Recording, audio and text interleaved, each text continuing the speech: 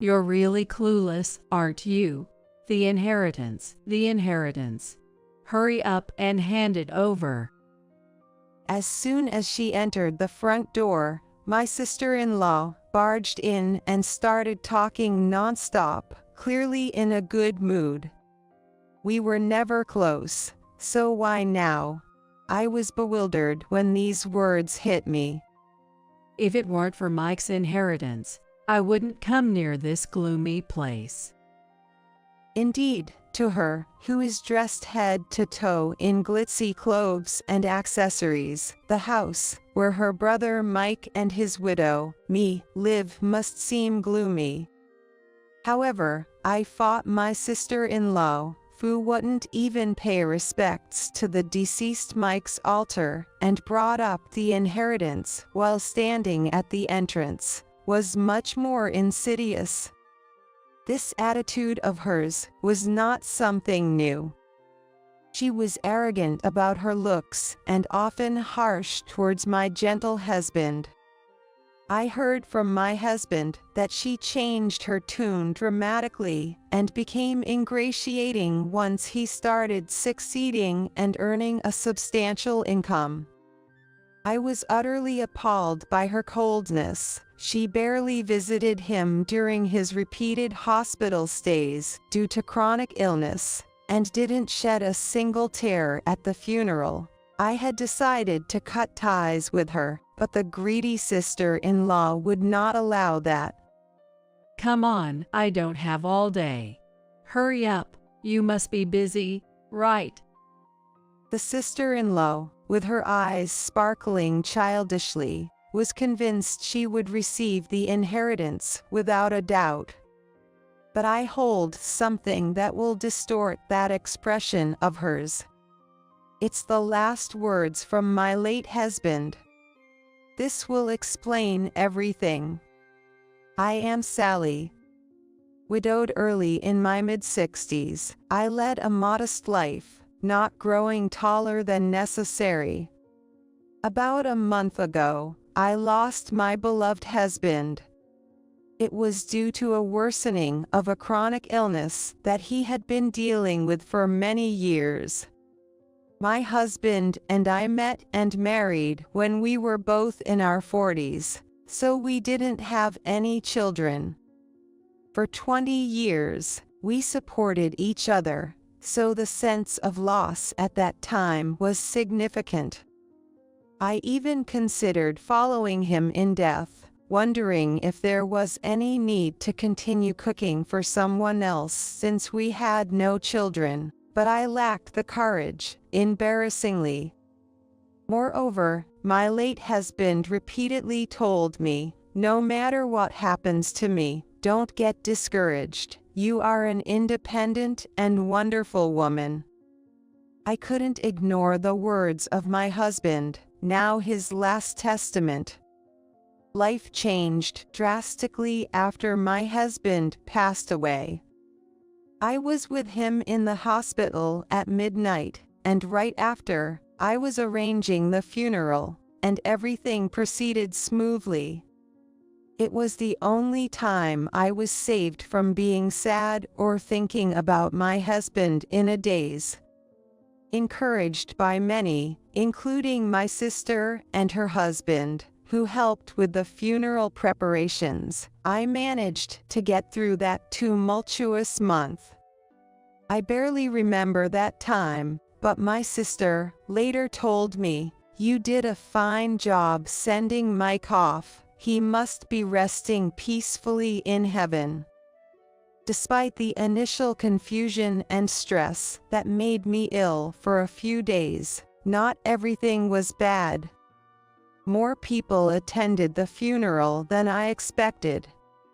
Since my husband had originally worked for a nationally known company and was an executive at its headquarters, I expected that many people I did not know would be there. Indeed, the people from the company who attended the ceremony spoke highly of my husband's good character, and even sent him off with tears in their eyes. There were even attendees who flew in from international branches, sharing how they often went out for drinks when my husband visited their locations. Though I regret not spending more time with each person, I diligently noted everyone's names and addresses to properly express my gratitude later through condolence returns. My sister and her husband helped greatly with these arrangements, so now I can finally catch my breath. I feel immense gratitude, thinking this too was due to my husband's gentle nature. While I want to boast about being blessed with such a wonderful person, I sometimes wonder if that was always the case, particularly because of my sister-in-law. The presence of my husband's sister, my sister-in-law, was the cause of the problem. She's significantly younger than my husband. Compared to women her age, she's youthful in appearance and manner, making her somewhat famous in our neighborhood. She's aware of her beauty and seems to enjoy polishing it daily. Up to this point, there was no issue. She's 58, so not exactly young, and I can't help but think she shouldn't be wearing mini skirts and showing off her legs anymore, but that's not really for me to judge, so I don't worry about it. The problem is that she always finds a way to make snide remarks to me. I'm not as pretty as she is, nor do I have the enthusiasm for yoga or spa visits. Sally, you always look so dowdy. Aren't you embarrassed to be such a country bumpkin? Mike was wealthy, so why didn't he marry someone more beautiful? She greets me with such insults and scrutinizes everything I wear as if appraising its value. What's with using a no-name brand bag at your age? And those shoes? How long have you had them?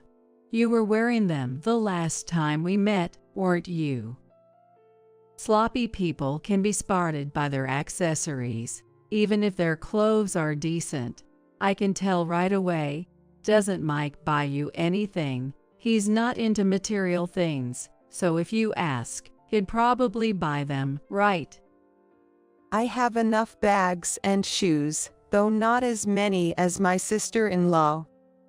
If she calls me sloppy, so be it, but I've always been someone who doesn't shop much. In fact, I make it a point to throw away something old whenever I buy something new, so my house is rather Spartan. On anniversaries and birthdays, when asked by my husband if I wanted anything, I would without hesitation plan a trip. To me, objects can be bought anytime, but memories are priceless and irreplaceable. Now that my husband is gone, I'm glad I continued making that choice. Every time my sister-in-law made a snide comment, I would hint at this belief, but she would just scoff. Mike wasn't much to look at either, so in that sense, you were a good match, right? But grabbing such a man to marry must mean you were after his money, weren't you? No matter the insult, she always concluded with this. This is what troubles me about her. She insists I married my husband for his money and spreads this among relatives. Indeed, there were many women who approached my husband with that intent. He wasn't into gambling or nightlife, his only hobby was fishing, so I vividly remember being surprised by his savings when we got married. But I never had the intention to live lavishly off it. At that time, I too had a 20-year career with my company and had a decent amount of savings, not as much as my husband, but substantial. Our shared value of not overspending was one of the reasons we got married, not because I was after his money as my sister-in-law claimed. I explained this to her and asked her to correct the misunderstanding with relatives, but she never listened to me. She seems to have unilaterally decided that we don't get along and always finds something to criticize. My sister-in-law has always been competitive, and even my husband tried to avoid her when he was alive. Perhaps that's why she hardly helped with the funeral preparations. Although I was the chief mourner, she never once offered condolences when my husband started getting sick or when he was hospitalized. She even got angry when I contacted her about it, saying, "Don't bother me with such things." So I resolved never to tell her anything again, even in my heart.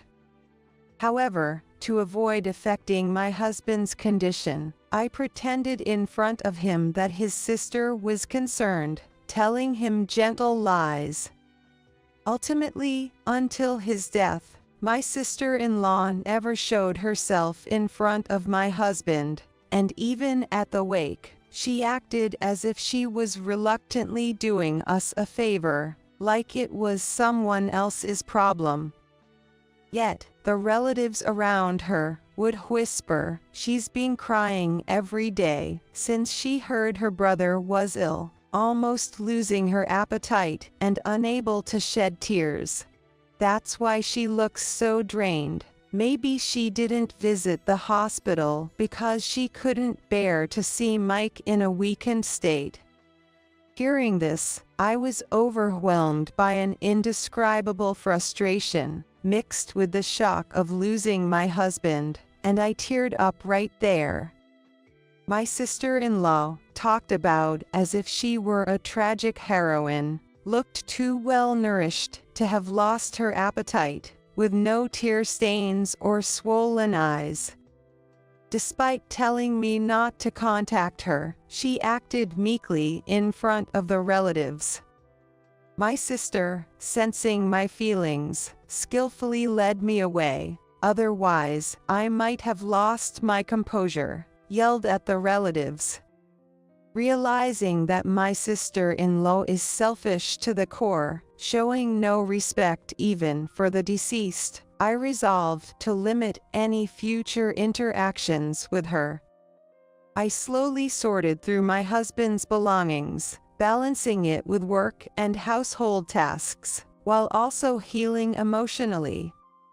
At first, every item of his that disappeared felt like erasing a memory, but I reminded myself that the memories with my husband were etched in my heart.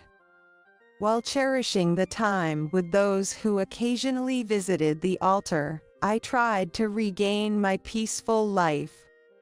But, as expected, it was my sister-in-law who shattered this tranquility. She rang the doorbell and rattled the sliding door. "Sally, you're there, right? Your sister-in-law has come all this way, so open up." I never thought of her as my sister, but she yelled as if to make sure the neighbors heard. I was hanging laundry and couldn't pretend not to be home. "What were you doing? You made me wait so long. I almost got sunburned."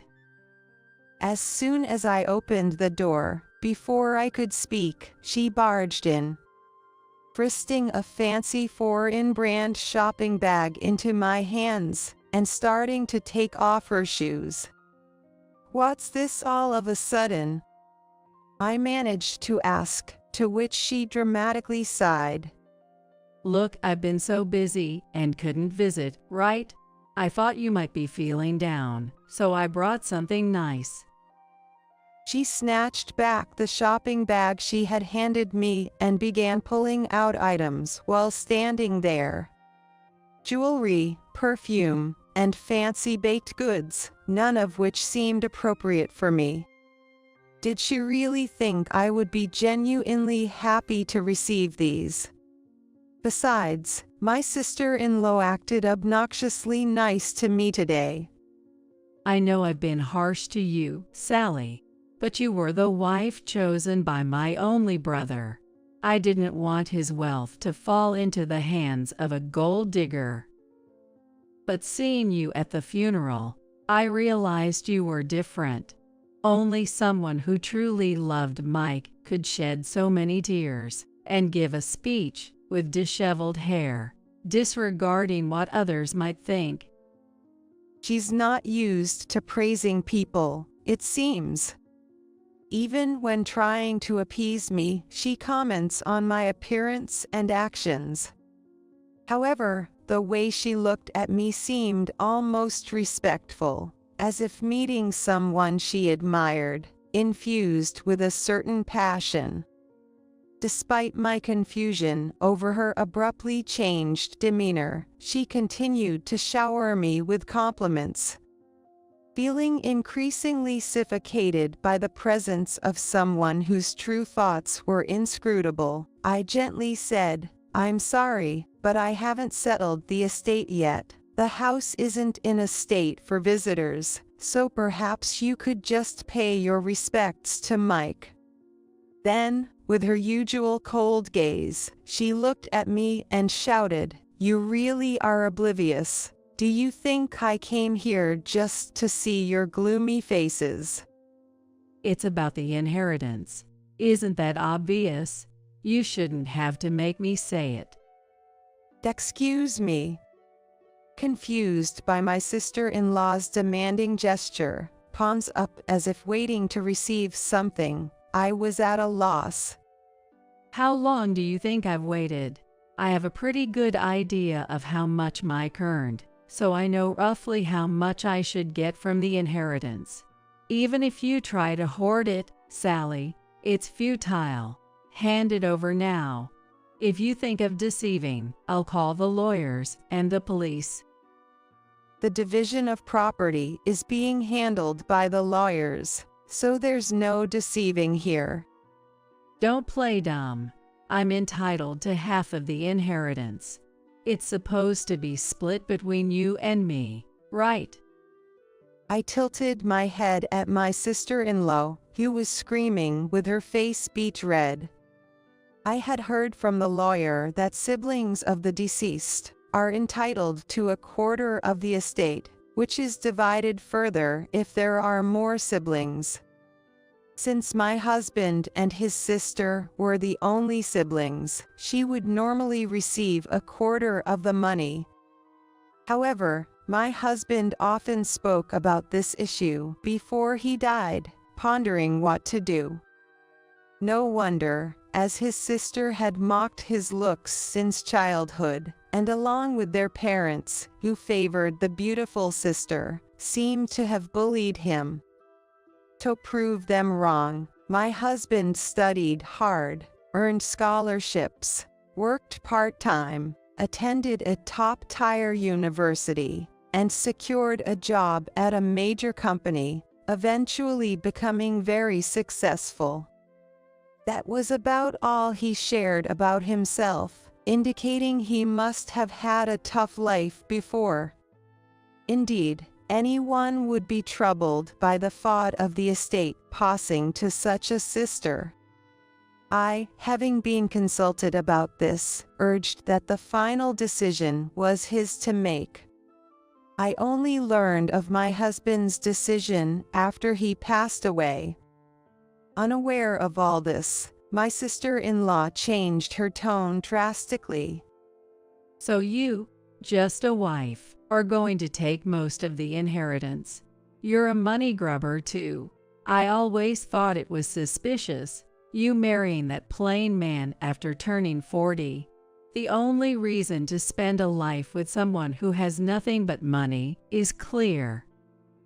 Listening quietly, what about love? What about values?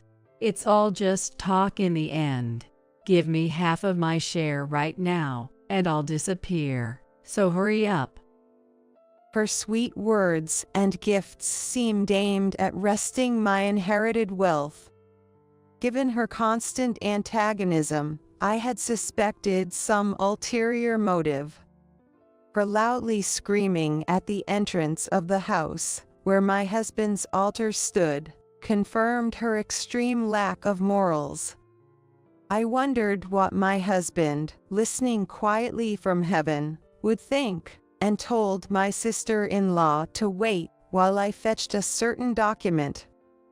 Her eyes lit up upon hearing this, saying things like, "You really are understanding, Sally, and let's go have some fancy French food with that money." I didn't respond to her pace, and brought the document from the back of the room to give to her. "Here, from Mike, this is for you." What I handed her was my husband's last letter, his will. Upon realizing this, she quickly unfolded the tri-folded paper and scanned through it. Her perfectly symmetrical eyebrows moved up and down, clearly showing her disturbance at the letter's content. What does this mean? I didn't know anything about this. Her ignorance was her own fault for never trying to see her brother. I almost spoke out, but she slumped down weakly, likely not to grasp my words. The will stated that my husband shall inherit all his property to me. As a final act of gratitude to his wife, who had supported him in every way, leading a peaceful and fulfilling life together, he dedicated everything he had to me, leaving behind a letter so passionately worded it was almost embarrassing to read aloud. Reading this, I felt a warm surge of emotion, realizing that even in illness, my husband had thought of me, even though the main goal was to leave not a penny to his sister. In the end, there was absolutely no money left for the sister-in-law. The answer was clear, but my sister-in-law, staring into space, muttered, "What does this mean?" With her face pale, she was unresponsive to anything I said, so I almost had to force her out of the door and quickly locked it behind her. Through the door's window glass, I could faintly see her shadow swaying from side to side, dragging her body away. I thought she wouldn't bother me after reading the will, but to my dismay, she called me the next afternoon. I never thought you were such a vile person, Sally. You deceived me so well. Even over the phone, I could feel the intensity of her fury, giving me chills. But I hadn't done anything wrong, and I didn't deserve to be called wicked by her. I was about to respond, but she cut me off. You think you've got the upper hand by pushing me down. Well, too bad, because you're about to see your face twist in agony. This is your punishment for angering me. I won't forgive you even if you beg. I vaguely understood she was talking about the inheritance, but I had no idea what she meant by me feeling pain or begging. Silenced by confusion, she mistook my silence for fear and began to laugh loudly. See, it's too late for apologies. I'd love to see you now, but I'm busy. I've just secured an appointment with my lawyer. She boasted as if victorious, but I couldn't understand why she needed to see a lawyer or why she was telling me this. Instead of bothering me, she should just stick to her usual activities like yoga or spa treatments, I thought absent-mindedly. Then she yelled, "Don't you get the situation? Talking to you just frustrates me, which is bad for my beauty." I'm not satisfied with the estate division, so I'm preparing to file a complaint. I don't know if you and Mike schemed alone, but a wife taking all the inheritance is unheard of. It's against the law. You can't just show Mike's will and expect me to shut up. You don't have a shred of conscience to use your sick husband just for your own gain. I have a right to my inheritance, and I'm going to claim it. Apparently, she believed I was plotting to monopolize the inheritance. Thinking I had influenced Mike to write the will, I couldn't stay silent. It's a waste of time for you. Mike personally handed that will to the lawyer. I only read it afterward, and I couldn't have tampered with it. Also, the lawyer said, you have no claim to the inheritance. So, I think it's best you don't bother, as they won't take your case seriously. Her voice grew louder, possibly infuriated by my calm response. What's with that tone? You won't be so composed for long. Just keep sitting pretty. I'm serious. I've called several times since yesterday, and finally got an appointment. The lawyer must recognize my determination. They're on my side, and can even get me compensation from you. With a villain-like line, remember this, she hung up the phone. I couldn't fathom why she called, as she wouldn't have listened to anything I said. Perhaps she thought the mention of a lawyer would unsettle me. Far from reflecting on not receiving a penny from her brother, she was determined to take it by any means, which was almost refreshing. Months passed without incident, and I managed to tidy up my husband's cluttered study. Gradually packing up, I left our home filled with memories of my husband.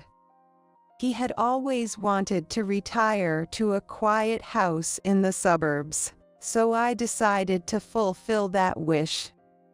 I sold the house and land we lived in, and used the proceeds as a down payment to move to the area where my sister and her husband live. It's regrettable we couldn't do it while my husband was alive, but our dog Maya, who lived with us for over 10 years, was delighted with the new home. She frolicked on the smooth flooring, so I bought a light-colored carpet to prevent strain on her legs from slipping. Letting go of our old home meant fewer possessions, but it also meant I could gradually create a more comfortable living space, which gave me something to look forward to. Yet, the eerie feeling of my husband not being there lingered, making the sparse furniture seem even lonelier. Especially when Maya was asleep, I found myself lost in thought, though I knew it wasn't good for me. One day, my phone rang as if to interrupt my hazy feelings. I jumped up and picked up the phone without checking who was on the other end of the line. You're going to kick me to the bone, you pestilence. It was my sister-in-law. Her sudden yelling woke me up completely, but I still had no idea what she was on about. Sensing my silence, she continued, without waiting for a response. It's your fault I'm getting divorced, because the inheritance didn't come through. What? My absurd response was just a guess at her meaning. She probably told her husband they would get my husband's inheritance, and their relationship soured when it vanished. But to reach divorce over not getting an inheritance speaks volumes about the fragility of their marriage. It's not fair to dump their issues on me. Why don't you apologize instead of staying silent? Your fault we can't make ends meet. What am I supposed to do all by myself? You could get a job, you're still young in your 50s. She fell silent after my calm reply. Maybe she was irritated by the words just work, or maybe she was caught up in the term in her 50s. Whatever the case, my sister-in-law needs to get her feet on the ground and accept reality. If you lived on your husband's salary, you shouldn't need the inheritance. Why the divorce?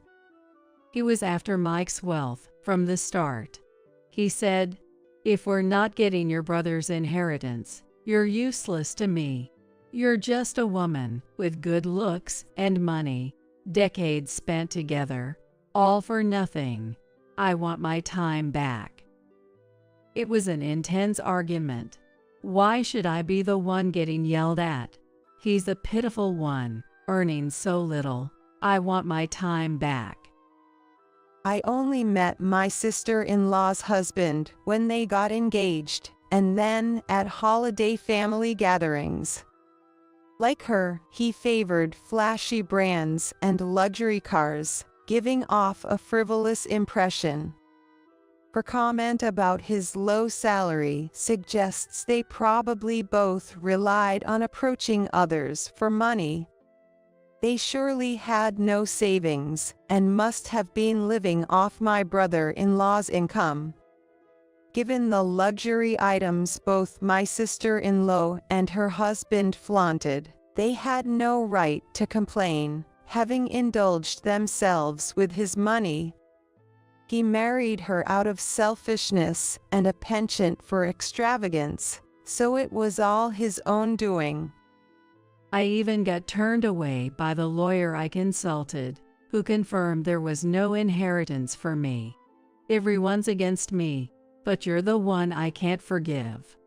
If you hadn't been around, none of this would have happened. My sister-in-law apparently went to her lawyer, even though I had called to stop her. As I said, it was a wasted opportunity and a red herring. "Sally, you must have brainwashed my husband, right? He said he should have married someone like you. Why does your name come up in his words? You must have been seducing him behind my back." How does that even make sense? I don't even have your husband's contact information. Lies. My husband has never praised a plain woman like you before. You must have seduced him and had an affair. Confess, and I might forgive you if you give me the inheritance. How? This conversation is pointless. Overwhelmed by her absurd accusations, I ended the call. The house was already being demolished, and the land was sold, so her showing up would be futile. I hadn't shared my new address, so our chances of meeting were nearly non-existent. I immediately set up a call block, deciding to live peacefully from now on. About 6 months passed, and I adapted to life with my dog, Maya. I dined out once or twice a month with my sister and her husband, enjoying my days. Sometimes we ate in the room with my husband's altar, which he probably appreciated. Thanks to regular health checks, my recent medical exam showed no issues, and local shops provided convenience, leaving me with little worry. The only concern was a call from the social services a few months back. Divorced and broke, my sister-in-law had applied for welfare. However, officials stated she couldn't receive it if she had family to assist, but relatives who once flattered her unanimously refused to help. Her lavish past was well known, leading to her isolation from family. Social services then contacted me, but given her past actions and motives, I felt no obligation to help. I don't care if she was on good terms with my husband before he died, but since she and her ex-husband joined forces and slipped up together, only looking for money, and did not even behave properly at the funeral, I have no right to do anything about it now. I hope that she will reflect on her actions and live her life, since she herself became addicted to money, even though she had always said that I was just after money. I don't know what happened after that. According to rumors, my sister-in-law got into trouble at the job she finally found and resigned in a flash. The neighbors of the house where my sister-in-law was living found out that her ex-husband was no longer around and moved out. When they found out about the mature divorce, which could be taken as a lie or a truth, no one around me knew how my sister-in-law was living or where she was, and I gradually forgot about her because I myself was not interested. Having regained peace of mind, I spent more time with Maya than ever before. Maya, who had always been quiet like my husband, stopped barking as she got older, and I was worried about her. My sister, who had always been a dog lover, must have grown attached to Maya as she often took care of her, because one day she suddenly contacted me to tell me that she had gotten a puppy. I excitedly went to my sister and her husband's house, and was greeted by him. Immediately, Maya's eyes lit up as she walked up to the puppy and looked at it with delight as it bounced around. I watched the scene with a smile on my face, hoping he would become a good friend to Maya.